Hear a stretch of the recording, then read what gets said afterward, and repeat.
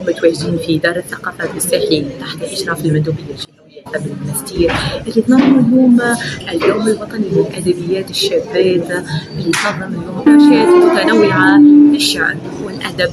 ثم لجنة تحكيم اليوم باش تعطينا النتيجة نتاع المسابقة اللي تنوعت فيها بوجود وتواجد العديد من الأدبيات التونسية.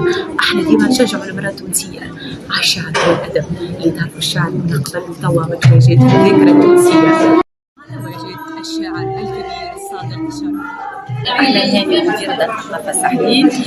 نعيش اليوم على وقع اختتام الملتقى الوطني للأدبيات الشابات الدورة 12 الذي حسم يومي 4 و5 نوفمبر. كانت الانطلاقة يوم أمس 6 نوفمبر في كذلك كان حضور عدد من المشاركات في الفن التشكيلي، الفنانات التشكيليات في معرض سيمفونيات الحياة للفنانة والكاتبة هادي بوخروبة، كذلك الفنانة وفاء بوغزالة والفنانة إيمان حامد. ثم انطلقت أشغال الندوة الفكرية تحت عنوان ما تبقى تؤسسه الأديبات الشابات، لتنطلق في بعض أشغال المحور تحت إشراف وبإدارة الأستاذ حمادي الحساوي. كذلك مساهمة المؤسسة التونسية لحقوق المؤلف والحقوق المجاورة بإدارة الأستاذ مهدي النجار.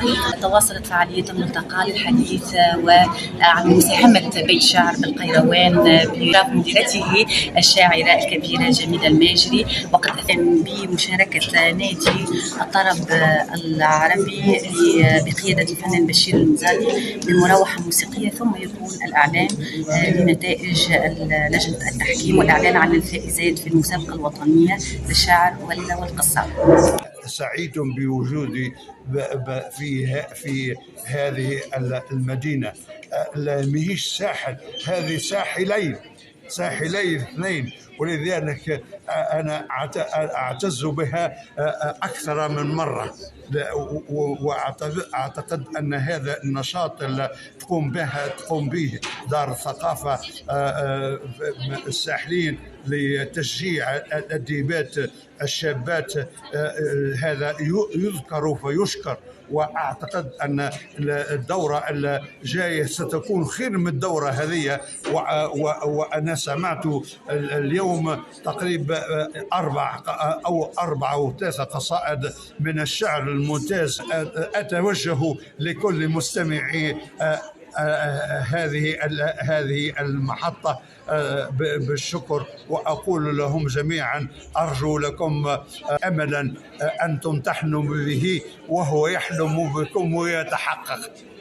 في دار الثقافة الساحلي قال أديبات الشابات، وهذا الملتقى الحقيقة فريد من نوعه لأنه يخصص فعالياته للاهتمام بالكتابة النسائية سواء كان في القصة أو في الشعر. أنا اليوم موجودة كشاعرة سألقي بعض النصوص، وكذلك والأهم أني موجودة ضمن لجنة التحكيم، حيث اطلعنا على ما يقارب أو فعلا 20 نص من مختلف ولايات الجمهورية، بما أنه هو ملتقى وطني. وهناك ما يبشر بخير لمستقبل الشعر عند المرأة في تونس. سعيدة جدا، سعيدة حتى السماء بعودة الملتقى الوطني للأديبات الشابات للعودة للحياة، للعودة للجمال، للعودة إلى الحياة الجميلة المتألقة، لأنه في هذا العام 2023 يعود القطاع بعدة سنوات، لأن هذا الملتقى وأنا مؤسسته وأنا الشاعرة راضية الهلولي صحبة الشاعر الكبير الإمامي 2005، يعني أسس هذا الملتقى سنة 2005، ولكن احتفل هذا العام بدورته 13 لأنه انقطع لعدة أسباب، منها الكورونا على سبيل المثال، منها المسائل المادية. ولكن المهم أن نعاد في هذه الدورة، فكل الشكر للتحقوا بنا من شاعرات من أديبات المشرفين على هذا الملتقى، وأخص بذكر مديرة دار الثقافة الأستاذة أحلام الهاني. وأيضا أتوجه بالشكر الكبير إلى مندوبية الشؤون الثقافية بالمنستير، وعلى رأسها طبعا السيد المندوب، لأنه آمن بفكرة أنه هذا الملتقى هو ملتقى متفرد موجود الوحيد في الجمهورية التونسية، الملتقى الوطني الأديبات الشابات لحد شاعرات اللواتي يأتينا على مهل ويأتينا على فرح، حتى نحاول أن نأخذ بأيديهن وأن يعني نفتح الطريق أمامهن حتى يدخلن إلى الساحة الأدبية الشعرية التونسية والعربية خطوة خطوة، فرحا وحبا. شكرا لكم.